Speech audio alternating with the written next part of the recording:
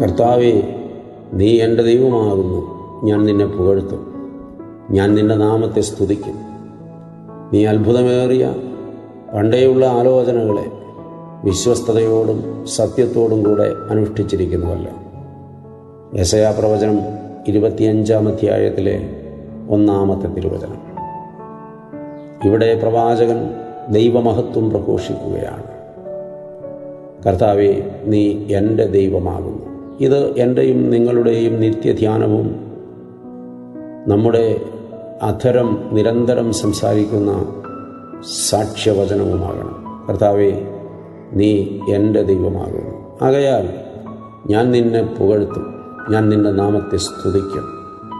അതിന് കാരണമുണ്ട്. നീ എൻ്റെ ദൈവമാകുന്നു.